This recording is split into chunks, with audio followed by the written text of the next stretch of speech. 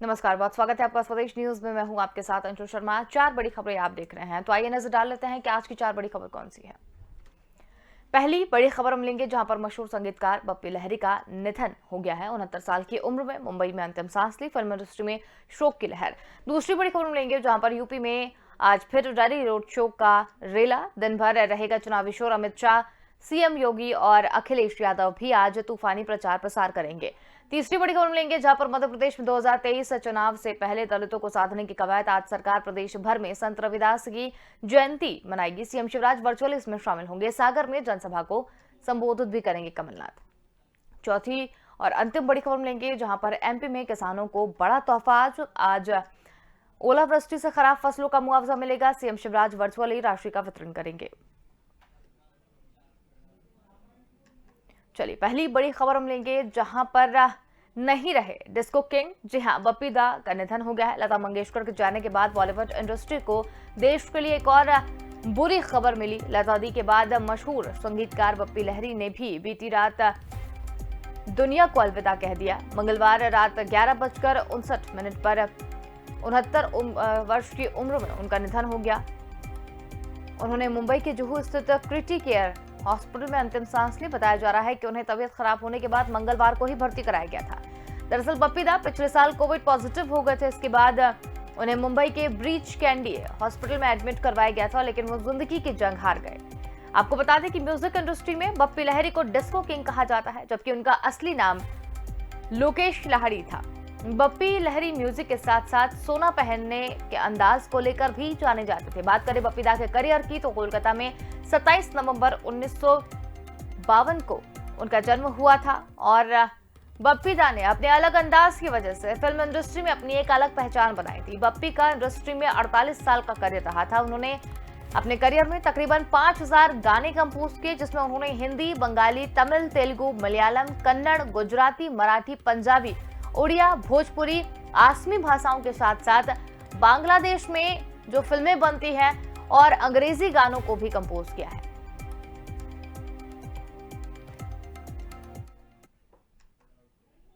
चलिए, रुक करेंगे दूसरी बड़ी खबर की ओर, जहां पर उत्तर प्रदेश में दूसरे चरण के मतदान के बाद सियासी दल तीसरे चरण में होने वाले चुनाव के लिए दमखम दिखा रहे हैं। राजनीतिक दिग्गज एक से बढ़कर एक रैलियां कर रहे हैं और इसी के तहत आज बुधवार को भी यूपी में सियासी पारा हाई रहने वाला है। सीएम योगी से लेकर अमित शाह, राजनाथ सिंह, अखिलेश यादव, मायावती समेत केंद्रीय राज्य मंत्री अनुप्रिया पटेल चुनावी मैदान में हुंकार भरेंगे। इसके साथ ही केंद्रीय मंत्री पीयूष गोयल भी आज लखनऊ के डालीगंज, माधव सागर में भी जनसंपर्क करेंगे और रक्षा मंत्री राजनाथ सिंह कानपुर दौरे पर रहेंगे। बात करें सीएम योगी आदित्यनाथ की, तो वो वाराणसी, हमीरपुर, महोबा, ललितपुर, झांसी जाएंगे और अखिलेश यादव मैनपुरी में तीनों विधानसभाओं के कार्यकर्ताओं से भेंट कर प्रत्याशियों को जीत का मंत्र देंगे। यूपी में दिग्गजों की रैली आज। केंद्रीय मंत्री पीयूष गोयल लखनऊ में 3 जनसभाएं करेंगे।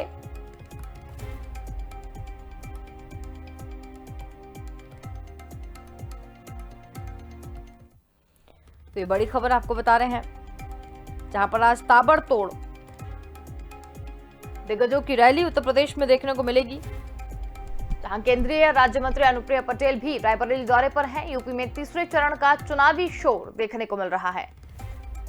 केंद्रीय मंत्री पीयूष गोयल लखनऊ में 3 जनसभाएं करेंगे और ज्यादा जानकारी के लिए हमारे साथ यूपी एडिटर अकील सिद्दीकी जुड़ गए हैं। जी अकील जी, आज चुनावी शोर जो है वो भी दिखाई दे रहा है तीसरे चरण का। सभी दिग्गज रैलियां आज करेंगे और जनसभाओं को भी संबोधित करेंगे, तो क्या माहौल देखने को मिल रहा है फिलहाल अभी?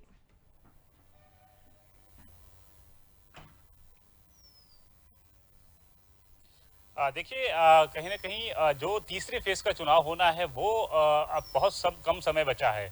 इसको लेकर कहीं ना कहीं जो पार्टी के बड़े चेहरे हैं या स्टार प्रचारक भारतीय जनता पार्टी के हों, पीएम मोदी से लेकर योगी, अमित शाह, अनुप्रिया पटेल, ये तमाम लोग अलग अलग क्षेत्र में कहीं ना कहीं जनसभा से हुंकार भरेंगे। अखिलेश यादव अलग हुंकार भरेंगे, इसके अलावा मायावती और प्रियंका गांधी अलग हुंकार बनेगी। हालांकि आज बुंदेलखंड पे पूरा फोकस कहीं ना कहीं भारतीय जनता पार्टी का है, जिसमें मुख्यमंत्री योगी आदित्यनाथ का आज झांसी और ललितपुर भी दौरा है, उसके अलावा भी 2 जिलों का है। तो निश्चित तौर पर बुंदेलखंड काफी अहमियत रखता है और बुंदेलखंड का झांसी कहीं ना कहीं हर जो पिछली सरकारें रही हैं और चाहे मौजूदा सरकार हो, स्पेशल पैकेज देकर बुंदेलखंड को आगे बढ़ाने की बात करते हैं। इसमें आज कहीं ना कहीं झांसी जब मुख्यमंत्री पहुंचेंगे तो ये देखना होगा क्या कुछ खास बयान देंगे। वो दोनों सरकारों में रहे, जो सरकार ने जो काम किए, चाहे वो केंद्र सरकार ने, चाहे वो राज्य सरकार ने, झांसी को लेकर उसका बखान करते नजर आएंगे। हालांकि देखिए देश में जब प्रधानमंत्री जब लखनऊ पहुंचे थे तो देश में 2 बड़े डिफेंस कॉरिडोर का घोषणा की थी। एक उत्तर प्रदेश को उन्होंने दिया था और अमली जामा पहनाने का काम झांसी ने किया। तो झांसी में डिफेंस कॉरिडोर को लेकर कहीं ना कहीं इस मंच से वो बखान करते भी नजर आएंगे।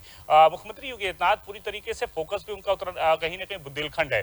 बुंदेलखंड की इतिहास माने जब 2012 की जब समाजवादी पार्टी लहर रही है तो भी यहाँ से भारतीय जनता पार्टी के प्रत्याशियों ने खाता खोला था। तो ऐसे में 2017 में जब योगी और मोदी की लहर रही है तो भी भारतीय जनता पार्टी के कब्जे में झांसी रहा है। तो बुंदेलखंड में सबसे ज्यादा सीटें जो हैं वो भारतीय जनता पार्टी के पास है। अब ऐसे उसे पूछे पूरी तरीके से उन सीटों को भी साधने की कोशिश मुख्यमंत्री योगी आदित्यनाथ आज झांसी बुंदेलखंड में करते नजर आएंगे। हालांकि बहुत ज्यादा जो उन्होंने जो योजनाओं का लाभान्वित जो किया है झांसी वासियों को भी, बुंदेलखंड को, उसका बखान करते नजर आएंगे। हालांकि अखिलेश यादव भी देखिए मैनपुरी में रहेंगे, वो 3 विधानसभाओं पे आज वहां पर जनसभा करेंगे। मैनपुरी की अगर बात करें तो समाजवादी पार्टी ने 2012 में सबसे ज्यादा सीटें वहां से हासिल की थी। हालांकि समाजवादी पार्टी का वो कहीं ना कहीं गढ़ और किला माना जाता है। करल सीट से खुद अखिलेश यादव चुनाव लड़ रहे हैं, तो उन सभी तीनों विधानसभाओं पे आज जनसभा और रैली करेंगे।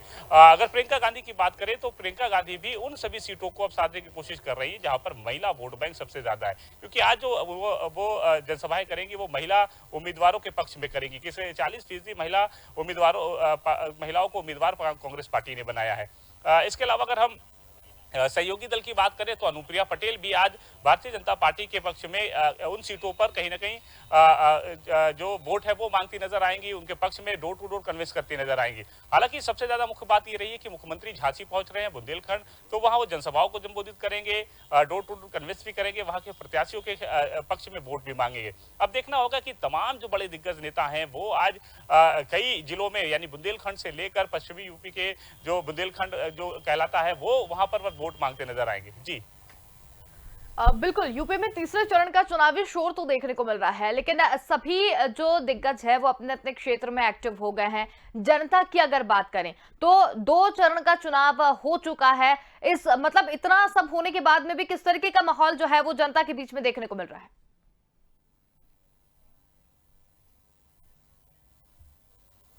असल देखिए 2 चरण जो अभी तक मतदान हुए हैं, चाहे वो पश्चिमी यूपी में हुए हैं, तो दोनों चरण जो मतदान हुए हैं रोहड़ी इलाकों में जो हुए हैं, उससे कहीं ना कहीं काफी हद तक तस्वीर साफ हुई है।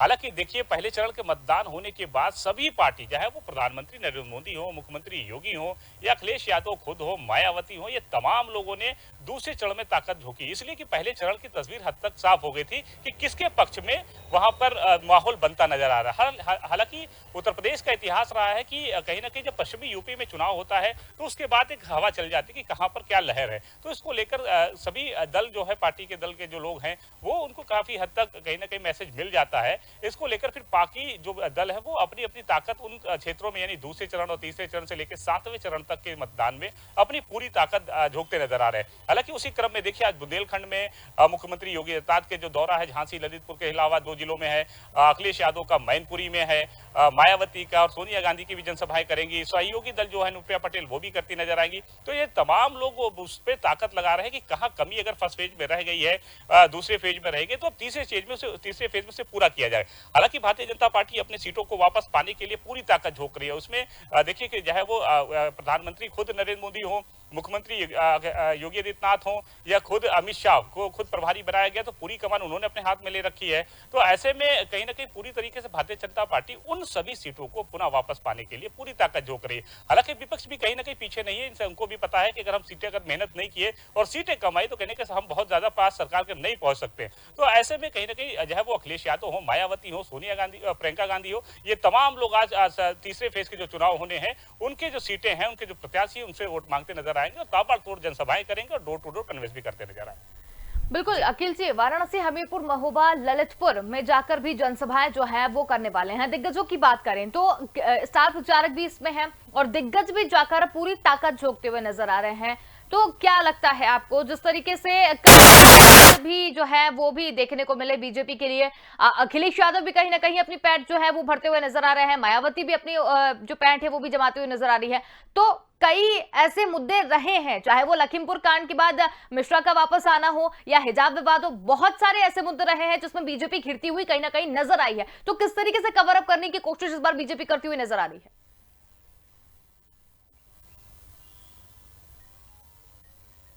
बिल्कुल सही सवाल आपका। देखिए, निश्चित तौर पे मुख्यमंत्री योगी आदित्यनाथ उन सभी डैमेज का कंट्रोल जो है उसे पूरा करते नजर आ रहे हैं, चाहे पार्टी में मतभेद को लेकर रहा हो, चाहे टिकट बंटवारे में रहे हो। हालांकि भारतीय जनता पार्टी बहुत 100 से ज्यादा सीटें काट रही थी। हालांकि उन्होंने जैसे भगदड़ मची उसके बाद उन्होंने रोका और जो सेक्टरिंग एमएलए हैं उन्हीं को मौका दिया है। हालांकि देखिए, चाहे वो हिजाब का मुद्दा रहा हो, चाहे क्राइम का मुद्दा रहा हो, चाहे लखीमपुर का मामला रहा हो, तमाम चीजों पर लेकर मुद्दे को लेकर कहीं ना कहीं भारतीय जनता पार्टी ने डैमेज कंट्रोल किया। पहले फेज का चुनाव देखिए, उसके बाद दूसरे फेज का जो चुनाव हुआ कहीं ना कहीं बहुत ज्यादा तस्वीर बदली, समीकरण बदले। उसको लेकर कहीं ना कहीं मुख्यमंत्री खुद ताबड़तोड़ हर जिले में जाना, हर विधानसभा में जनसभाएं करना, डोर टू डोर कन्वेंस करना। यहाँ पर सबसे अहम बात यह है कि अमित शाह ने भी अपनी कमान संभाली है और पश्चिमी यूपी से लेकर पूर्वांचल तक संभाली है। प्रधानमंत्री खुद दौरे कर रहे हैं, जिले हर मंडल में वो जनसभाएं करते नजर आ रहे हैं। विपक्ष कहीं ना कहीं पीछे नहीं है, उसको पता है कि अगर हम थोड़ा कमजोर पड़े तो हमारी सीटें कम होगी तो नुकसान होगा। तो ऐसे में कहीं ना कहीं अखिलेश यादव को देखिए, मैनपुरी में खुद वो वहां से करल सीट से लड़ रहे हैं, वो जनसभाएं करते नजर आ रहे हैं। मायावती सिंगल पर्सन है जो अपनी पार्टी के लिए वोट मांगती नजर आ रही है। हालांकि बहुत ज्यादा साइलेंट वोट उनका है क्योंकि उसको बहुत ज्यादा नजरअंदाज नहीं किया जा सकता है। मायावती का गढ़ भी रहा है, चाहे वो हम बुंदेलखंड की बात करें या नगीना की बात करें। पश्चिमी यूपी जो दूसरे चरण में जो मतदान हुआ है उसमें 17 से ज्यादा सीटें बहुजन समाज पार्टी के पास रहे, 27 सीटें सपा के पास रही है। हालांकि उन सभी सीटों को पाने के लिए विपक्ष पूरी तरीके से ताबड़तोड़ जनसभाएं की है। अब तीसरे फेज में सभी लोग लगे और बड़े दिग्गज जो बीजेपी के पास जो वोट बैंक है, जो सीटें हैं, उसे पुनः पाने के लिए पीएम मोदी, अमित शाह, मुख्यमंत्री योगी आदित्यनाथ, दोनों डिप्टी सीएम, पार्टी के प्रदेश अध्यक्ष स्वतंत्र देव सिंह, ये ताबड़तोड़ लड़ी और पूरी ताकत बुंदेलखंड में झोंक रहे हैं कि जितनी सीटें हैं वो कम से कम वापस आ जाए। अगर एक आध सीटें अगर बढ़ती हैं तो उनके लिए कहीं ना कहीं एक इतिहास होगा कि हम इतने टक्कर के होने के बावजूद विपक्ष पूरी तरीके से भूमिका बनाया है। जहां पर लहर चल, ये खबरें आती है कि आरएलडी के साथ समाजवादी पार्टी का गठबंधन होने के बाद भारतीय जनता पार्टी और समाजवादी पार्टी की लड़ाई है, उसमें भी अगर सीटें बढ़ती हैं तो ये काबिल तारीफ भी होगी। तो ऐसे में कहीं ना कहीं उनके लिए भी 2024 का आसान होगी। और विकास, चलिए, बहुत धन्यवाद अखिल जी, हमारे साथ में जुड़ने के लिए, तमाम जानकारी हमारे साथ साझा करने के लिए। बढ़ेंगे अगली खबर की ओर, जहां पर देश भर में आज संत रविदास जी की जयंती मनाई जा रही है। प्रधानमंत्री नरेंद्र मोदी ने दिल्ली के करोल बाग स्थित गुरु रविदास जयंती जाकर मत्था टेका, जहां पर ट्वीट कर उन्होंने जन जन के लिए गुरुजी से प्रार्थना की। और वहीं पंजाब के सीएम चन्नी ने भी सुबह 4 बजे संत के मंदिर में मत्था टेका। वहीं संत रविदास जी की जयंती को लेकर मध्य प्रदेश में सियासत भी करवाई हुई है और आज उसी मौके पर एमपी बीजेपी और प्रदेश कांग्रेस सियासी कार्यक्रम करने जा रही है। दरअसल बीजेपी कांग्रेस संत रविदास जयंती के जरिए दलित वोटरों को साधने में जुटी हुई है और उसके लिए बीजेपी आज पंचायत स्तर पर संत रविदास जयंती मनाएगी। रविदास जयंती पर बीजेपी सेवा सप्ताह मना रही है। कार्यक्रम में सीएम शिवराज वर्चुअली शामिल होंगे तो बीजेपी प्रदेश अध्यक्ष वीडी शर्मा कटनी, पन्ना और छतरपुर जाएंगे। वहीं कांग्रेस भी पीछे नहीं है। मध्य प्रदेश कांग्रेस भी प्रदेश में संत रविदास की जयंती मना रही है और कांग्रेस का सागर में जयंती पर एक बड़ा कार्यक्रम किया जा रहा है, जिसमें पूर्व सीएम और पीसीसी चीफ कमलनाथ कार्यक्रम में शामिल होंगे। दोपहर 12 बजे सागर के कजली वन में आयोजित कार्यक्रम को संबोधित करेंगे कमलनाथ।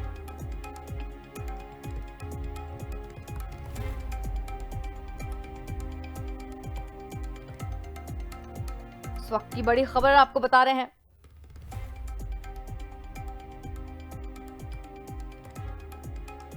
इस वक्त की बड़ी खबर आपको बता रहे हैं, रविदास जयंती पर सियासी कार्यक्रम देखने को मिल रहे हैं। सीएम शिवराज कार्यक्रम में वर्चुअली शामिल होंगे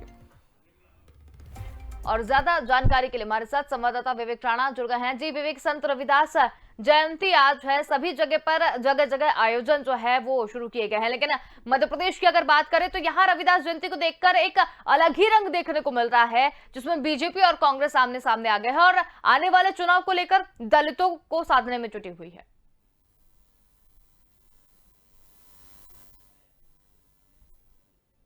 वोटर है उनको साधने के लिए राजनीति पार्टी लगातार तमाम कोशिश कर रही है। आज की बात की जाए तो आज रविदास जयंती है और रविदास जयंती के दिन प्रदेश सरकार द्वारा पूरे मध्य प्रदेश में जिला स्तर की बात की जाए, ग्राम पंचायत स्तर की बात की जाए तो तमाम जो आयोजन है वो प्रदेश सरकार द्वारा किए जा रहे हैं। प्रभारी मंत्रियों की चर्चा करें तो समीक्षा बैठक में मुख्यमंत्रियों ने जो प्रभारी मंत्री हैं उनको निर्देश दे दिए थे कि वह सभी अपने क्षेत्र में जाएं और संत रविदास जयंती बड़े धूमधाम से मनाए जाए। मगर कांग्रेस की यदि रणनीति की बात की जाए तो लगातार कांग्रेस की जो रणनीति है वो आदिवासी वर्ग के बाद अब दलित वर्ग के वोटरों को साधने में लग गई है।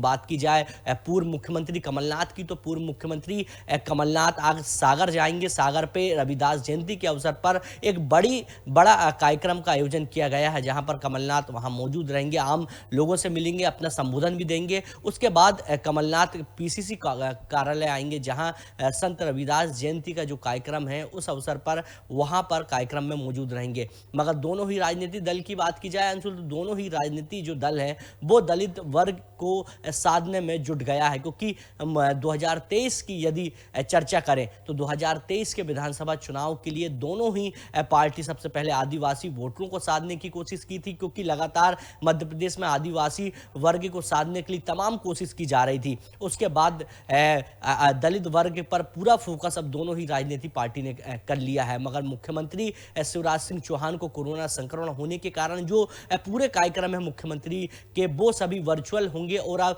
बात की जाए राजधानी भोपाल की तो राजधानी भोपाल में संत का जिस प्रकार से जो कार्यक्रम रखा गया है रविदास जयंती के अवसर पर, संत रविदास जयंती जी का, उसके अवसर पर जो भी कार्यक्रम है वो सभी वर्चुअल रहेंगे। मगर बात की जाए मध्य प्रदेश के स्वास्थ्य मंत्री प्रभुराम चौधरी की तो वो प्रभुराम चौधरी इस कार्यक्रम में मौजूद होंगे राजधानी भोपाल में। जी बिल्कुल विवेक, आप बने रहिए हमारे साथ और भी खबरों पर हम आपसे जानकारी लेते रहेंगे। तो अगली खबर की ओर रुख करेंगे, जहां पर किसानों को मुआवजा राशि सीएम शिवराज सिंह चौहान आज देंगे। जहां मध्य प्रदेश में पिछले कुछ दिनों से हुई बेमौसम बारिश और ओलावृष्टि से फसलों को काफी नुकसान पहुंचा था, जिसके बाद प्रदेश भर में मुआवजे की मांग उठने लगी थी। जिसके बाद आनन फानन में सरकार ने जिले के कलेक्टरों और प्रभारी मंत्रियों को ओला पीड़ित क्षेत्रों में जाने के निर्देश दिए थे। खुद सीएम शिवराज सिंह चौहान ने खेतों में उतरकर जायजा लिया था और मुआवजा राशि देने का ऐलान किया था।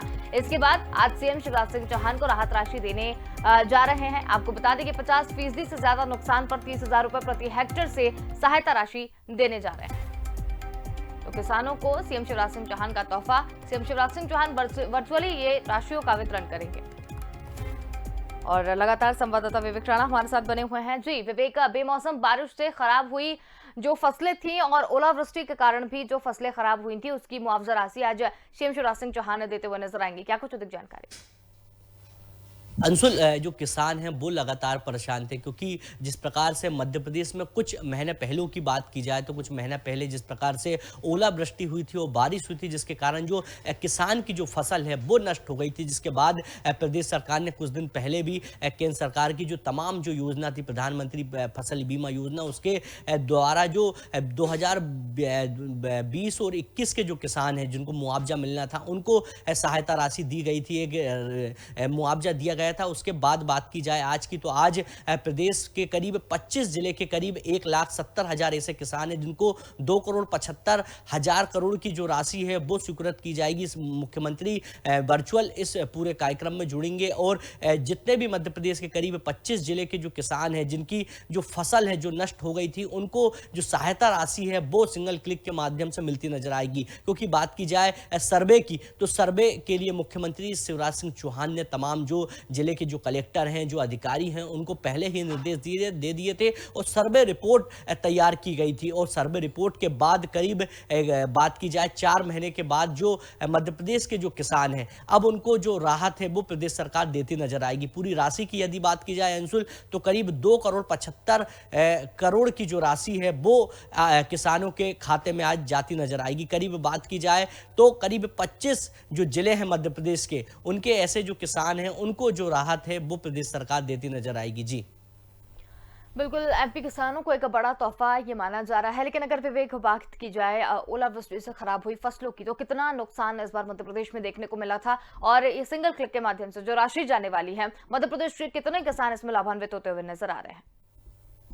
अंशुल, ओलावृष्टि की बात की जाए तो बीते कुछ महीनों में जिस प्रकार से मध्य प्रदेश का जो मौसम है वो बदला हुआ दिखाई दे रहा था, और करीब ओलावृष्टि और जो बिन मौसम जो बारिश हुई थी उसके कारण मध्य प्रदेश के करीब ऐसे 25 जिले हैं जिनमें जो किसान हैं उनकी जो फसल है वो ओलावृष्टि और बिन मौसम बारिश के कारण उनकी जो फसलें हैं वो खराब हो गई थी। और बात की जाए प्रदेश सरकार की तो प्रदेश सरकार ने सर्वे कराया था, उसके बाद करीब 1,70,000 जो किसान हैं वो चिन्हित किए गए हैं और उनको कहीं ना कहीं आज प्रदेश सरकार द्वारा मुआवजा दिया जाएगा। क्योंकि मध्य प्रदेश की यदि बात की जाए तो लगातार मध्य प्रदेश में किसानों का जो मुद्दा है वो विपक्ष लगातार उठा रहा है। क्योंकि कुछ दिन पहले की बात की जाए तो कुछ दिन पहले भी जो कांग्रेस के प्रदेश अध्यक्ष हैं कमलनाथ, उनके द्वारा ट्वीट किया गया था, और ट्वीट करने के बाद कमलनाथ ने कहा था कि मध्य प्रदेश के जो किसान हैं उनको समय पर मुआवजा नहीं दिया जा रहा है, जिसके चलते जो किसान हैं वो परेशान हैं और कई ऐसे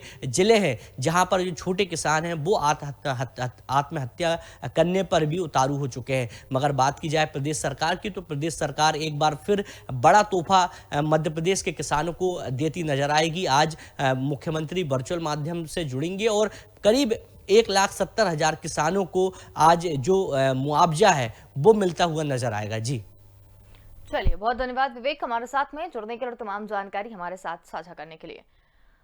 तो हम यहाँ बात कर रहे थे मध्य प्रदेश में किसान आज लाभान्वित होने जा रहे हैं। जो ओलावृष्टि में जिन किसानों की फसल बर्बाद हुई है उसकी मुआवजा राशि आज सीएम शिवराज सिंह चौहान देने जा रहे हैं। फिलहाल के लिए इतना ही। देखते रहिए स्वदेश न्यूज, क्योंकि सबसे पहले देश।